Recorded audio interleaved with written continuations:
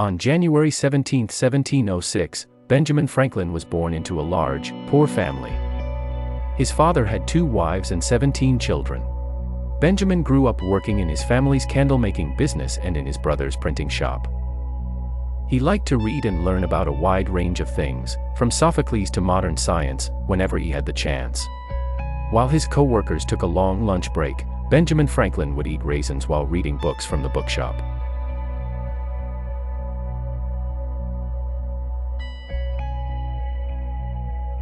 In Philadelphia, Benjamin became known as a sharp-tongued writer. His writing was both funny and satirical, and Pennsylvania's governor, William Keith, heard about how he could bring down powerful people.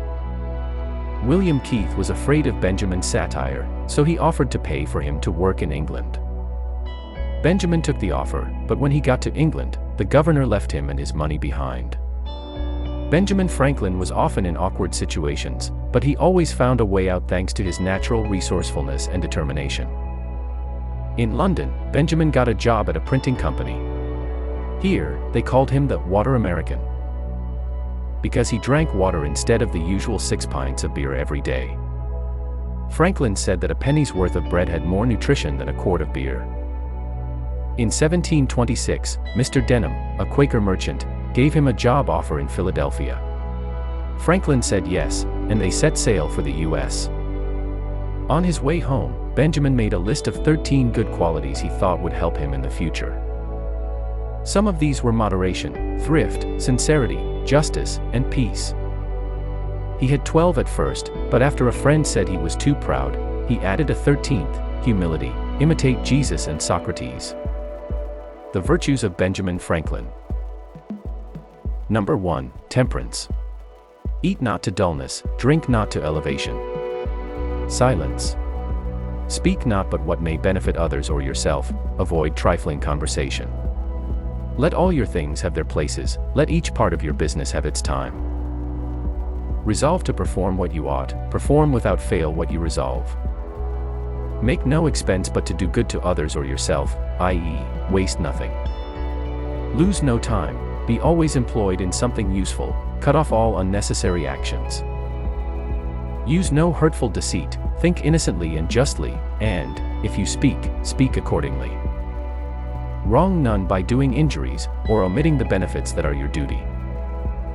Avoid extremes, forbear resenting injuries so much as you think they deserve. Tolerate no uncleanliness in body, clothes, or habitation. Be not disturbed at trifles, or at accidents common or unavoidable. Rarely use venery but for health or offspring, never to dullness, weakness, or the injury of your own or another's peace or reputation. Franklin sought to cultivate these virtues throughout the remainder of life. His approach to self-improvement lasted throughout his life. Back in America, Franklin had many successful endeavors in business, journalism, science, and statesmanship. Science experiments were a hobby of Franklin. This led to the Franklin stove, a mechanism for distributing heat throughout a room. The famous kite and key in the thunderstorm. This proved that lightning and electricity were one and the same thing. He was the first person to give electricity positive and negative charges. Glass harmonica, also known as the glass harmonica.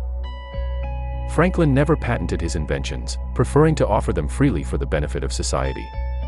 As he wrote, "As we enjoy great advantages from the inventions of others, we should be glad of an opportunity to serve others by any invention of ours, and this we should do freely and generously."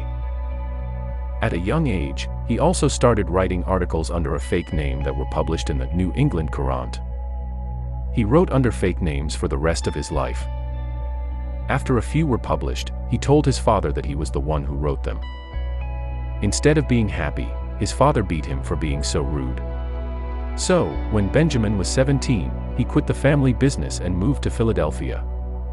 In the tax dispute with England, Franklin was sent there as an ambassador.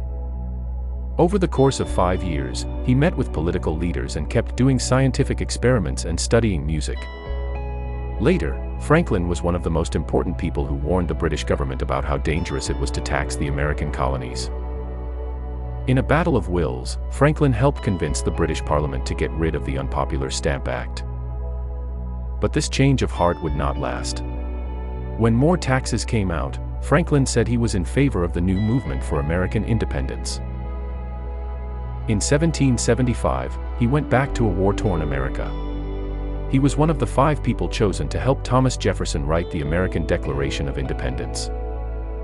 Franklin was sent as the U.S. ambassador to France, where he worked hard to get the French to help the U.S. win the war. During the time he lived in France, Franklin was admired by many people, and his picture hung in many homes. At age 75, the newly formed U.S. government asked Franklin to sign a peace treaty with Great Britain on behalf of the U.S. The treaty was signed in 1783. He was finally replaced as the French ambassador by Thomas Jefferson, who said, "I succeeded him, no one can replace him." Jefferson was impressed by how smart he was. Benjamin Franklin always thought that God was real.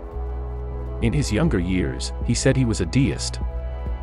He never put too much weight on organized religion, though. He was known for being tolerant of different religions, and people from different faiths could see him as one of them. John Adams said that Franklin embodied the spirit of the Enlightenment and the idea that spirituality is more important than organized religion. Franklin liked to argue, but he didn't like to get into fights or say bad things about people. He liked to argue about things by asking awkward questions, much like the Greek philosopher Socrates. Thanks for watching. Feel free to subscribe to our channel and like the video.